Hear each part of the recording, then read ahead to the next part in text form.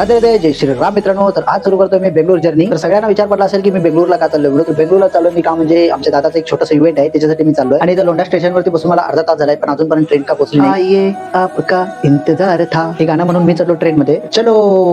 आणि तेव्हाच मला समजतं की ट्रेनचा ब्रेक पण फेल झालेला आहे. त्याच्यामुळे ट्रेन कशी सरसरत थरथरत वरवरत वरत चालली आणि ट्रेन काय थांबायचं नावच घेत नाही रे. साला रुक जाना यार. काय काय करू ट्रेनला थांबवलं. झाला तर मग तुम्हाला तुम्ही रूम टूर. तर हा बघा माझा एवढाच असा रूम आहे. इधर हमको व्हाट्सअप चॅट करने के लिए नेटवर्क नहीं, इसको गेम खेलने के लिए नेटवर्क मिल रहा है. आणि घरातून करून दिले होते परोटा, तर ते मला कवाई जसं खाऊसारखं झालेलं म्हणून मी सरपडून मारून सोडलं सगळं. आणि हा पण माझा जुगाडवाला चमचा. त्यानंतर काय पोट पण गच भरलेलं होतं आणि झोप पण जाम येत होती. कानाला गच्च बांधून घेतलो टॉवेल आणि झोपलो बघा. साला कोई लाईट ऑफ कर दो बे. त्यानंतर काय सकाळी उठून बघतो तो डायरेक्ट पोहोचलो होतो बेंगळूरला. आधी म्हटलं वॉशरूमला जाऊन येऊ, आणि मला माहिती नव्हतं की कसं जायचं म्हणून मी लोकांच्या मागे चाललोय. भावानं थंडी तर एवढी येत होती ना, विचारूच नका. एवढ्या भयंकर थंडीमुळे मला तर समजत नव्हते की श्वास कुठून घेऊन सोडू कुठून.